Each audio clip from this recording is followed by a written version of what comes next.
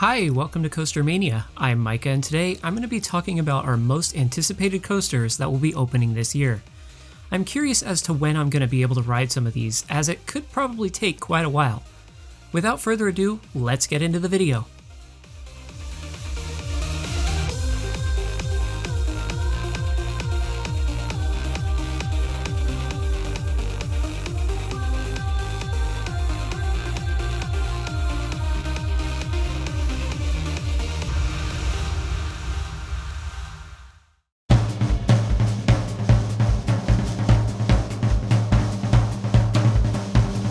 I want to do something a little different this year and include some coasters from outside the country for once.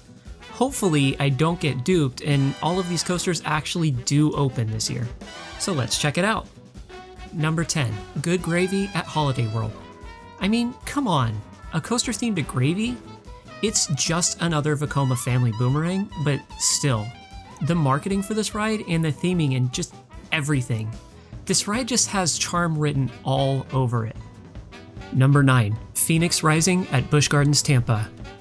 Now introducing the first family B&M invert to make it to North America. I'm curious as to how the theming will be for this ride, as well as its potential reception. It doesn't seem to do much different than what a Vekoma suspended family coaster would. With Montu being in the same park, it'll be interesting to see if general parkgoers see value in this ride. Number 8, Penguin Trek at SeaWorld Orlando. Welcome to yet another B&M family coaster. It's no surprise seeing this manufacturer being involved in more family coasters this year, as 2024 seems to be the year of the family coaster. Many major North American parks are getting family coasters, so it's no surprise that SeaWorld Orlando is one of them.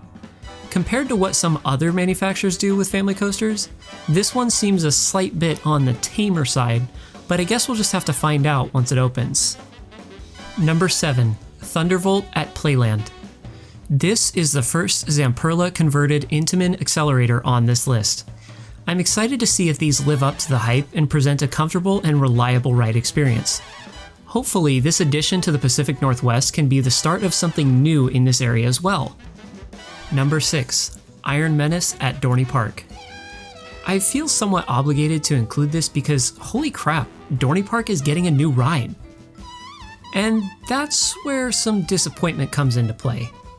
This ride looks to be short, really short. Granted, I know Dorney doesn't have a ton of land, but could Cedar Fair not have spared just a little bit more funds for this? If nothing else, I would have liked to have seen at least a bit more in the way of theming. Number 5, All-American Triple Loop at Indiana Beach. Rescued from becoming a scrap heap, All-American Triple Loop is the rebuild of Chimera. This coaster seems to be actually using the trims so as to make sure that another major failure doesn't happen. Sadly, this coaster in its original form closed down due to a pretty bad accident. This accident was caused in large part by a lack of maintenance by the park it originally existed in. Fortunately, Indiana Beach cares a lot about their rides, so it doesn't seem like they are likely to skimp out on further maintenance for this ride in the future. Number 4, Flash Vertical Velocity at Six Flags Great Adventure. Interestingly enough, it seems like some people were actually disappointed when this ride was announced. Almost as if people are surprised that a Six Flags park is getting another cloned coaster. Out of all of the cloned models out there, this one seems to be a really good one. It's the Vekoma Super Boomerang. This model seems to provide a ton of airtime, hang time, and a generally great experience throughout. Number 3, Voltron at Europa Park. This coaster is probably one of the closest things we will get to a Call of Duty Zombies themed roller coaster. Granted, I know it's themed to Nikola Tesla, but come on, I'm not the only person who sees it, right? This coaster looks to be an incredibly thrilling experience by Mack Rides that seemingly really wants to compete with Gerstlauer. Number 2, Hyperia at Thorpe Park.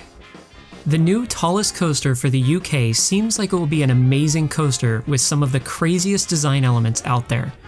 This is Mack Rides at their peak. Based on the POV, it seems like this ride is going to provide for some insane ejector airtime moments, as well as some crazy moments of sustained hang time. If I ever do get the chance to ride it, I'm sure it will be a crazy experience. Number 1, Top Thrill 2 at Cedar Point. I can't go without mentioning the revamp of Top Thrill Dragster. I am a bit sad that the layout wasn't modified any further, like adding any additional elements. I am, however, grateful that this modification is what we got. The thought of experiencing a 400-foot tall swing launch seems insane, and I can't wait for the weightlessness at the apex of the spike. There's a lot of great coasters opening this year, and it seems to be another slam dunk year in the amusement industry. While a lot of the big players in the North American theme park industry seem to be keeping it small this year, it has me excited for what changes we might see coming, as more parks seem to be focusing on providing for more thorough theming.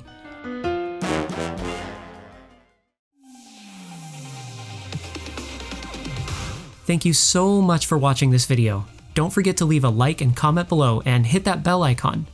Special thanks to our Patreon supporters Nathan Martin and Future Collective. $1 a month helps me bring even more content to you guys, and I even have some exclusive content coming, so check it out. Check the description below to find links to the rest of our pages. Thanks for watching the video, and ride on, Coaster Maniacs.